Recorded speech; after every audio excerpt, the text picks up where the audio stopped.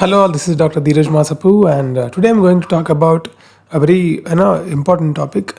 The financial freedom is going to end for doctors. I'll tell you why. Because see, the profession of doctor has been considered a symbol of stability, considering the financial part in all these years. But in future, it's not going to be like that because of the saturation and then competition and all that, and increasing number of seats, or in the post graduation and all that.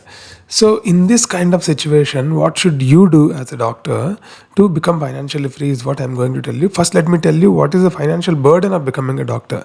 Okay, the number one financial burden is the fees.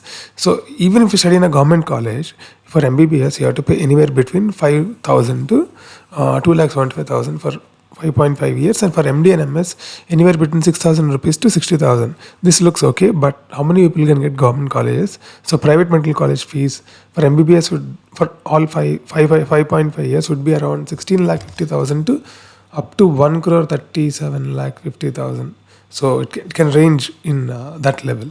Okay, for MD and MS it can range anywhere between 2 lakhs to 75 lakhs to 1 crore for 3 year period. So these kind of crazy fees, and this is apart from the hostel fees and equipment fees and then miscellaneous expenses and all those extra things. So this is one burden. The second thing is the opportunity cost that you need to calculate. Opportunity cost is like you are studying some 10 years more than your engineering friends, right? Though they start earning at a very early age, like 22 years only, they might start earning.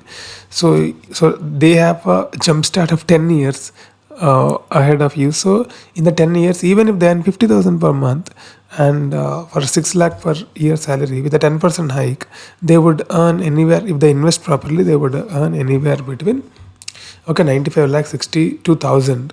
So this kind of a crazy amount they are already earning by the time you start your earning. Even my story, I started in 2001, and 2016, I think September is what I got my first proper salary as a consultant in neuroanesthesia. So in between I was working here and there, but not a proper salary. I wasted all that money without any saving. So it took almost like 15-16 years for me to get my first salary. So that is the kind of burden actually we all go through. And then after that, what happens is we will think that all the specialties, that we are thinking that cardiology, orthopedics, radiology, neurosurgery, oncology, and gastrosurgery, and all that, what you think that they will pay crazy high salaries is not real. It's a myth. What happens really is only 20 to 30% of people actually become really successful and earn a decent amount of money, that is between 5 to 10 lakhs, and then rest of the people are actually earning less than that. So the reason being it is saturated, or it is competitive, and in competition it's more like not everybody can win, right? In a competition only some people can do that. So 60 to 70% people would earn a very modest salary. So considering all these things, what I would recommend is you have to focus more if you want to become financially free, and then you have to focus more on living below your means and investing in a better way. So living below your means is more like, see, if you earn some hundred x amount of salary, so try to live with 50% of money for your essentials and lifestyle and everything, and 50% you put for savings. Okay, so that is a better way of doing. And then in that saving, some element of money should be for emergency fund, so that even if you lose your job or some health issue comes to you, 6 to 12 months of money should be there with you in the form of liquid funds. Okay, or FD or something you do. And rest of the money you please put in SIPs, or in, I think best is index funds. And if you are very intelligent person, buy some hybrid funds or something like that, and invest in gold also in the form of souvenir gold bonds or gold ETFs. I usually buy gold ETFs. Even solid gold is also fine. And then you can also invest in real estate, and in the form of REITs, and also in crypto through some of the platforms. Okay, even I usually invest in certain platforms, and since 4 or 5 years, and I made some amount of money in crypto also. So along with that, you also should know about the taxation system in India. For doctors, it is 44 ADA rule, where 50% of your professional tax you can show as expenditure, and then rest 50% you have to pay the money to the government. So that's about the message of this particular video. But what I'm trying to tell is stick to budget, and then try to live below the means.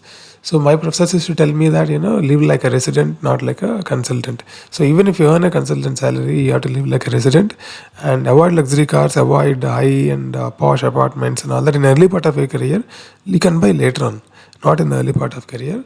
And try to do freelance work and go and do work in evening also. Don't waste the time.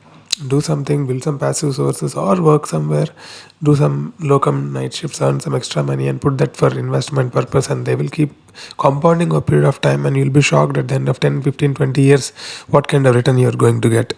Okay, so this is the message of this particular video. So is financial freedom really over for doctors? See, the glamour of this financial stability that doctors would have is not there in future. But the thing is, you'll become financially free only in the way which I told you in this particular video, by living below the means and saving all that money in a good vehicle, so that they will compound and make you financially free over a period of time. So that is what I am trying to tell you. And so adapt and plan smarter is what I'm trying to tell you. Don't be like an old time doctor with all the eco feelings and all that. So what I recommend is manage expenses wisely, and build a strong financial base early in your career, so that you can thrive in a longer term, is what I feel. Okay, so that's it, guys. And I think we'll come with a lot of good videos like this in future. And if you're not subscribed to the channel till now, I think you should subscribe, because many people are actually watching and not subscribing. So I think you should subscribe to this particular channel. And then that's it, guys. Thank you very much for following the video till the end. Okay, thank you.